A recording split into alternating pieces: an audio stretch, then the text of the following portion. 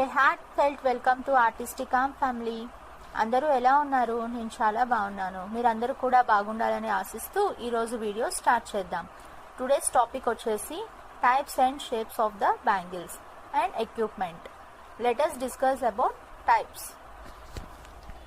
2 types of bangles ఉంటాయి. ఒకటి flat surface, ఇంకొకటి కర్వ్ సర్ఫేస్.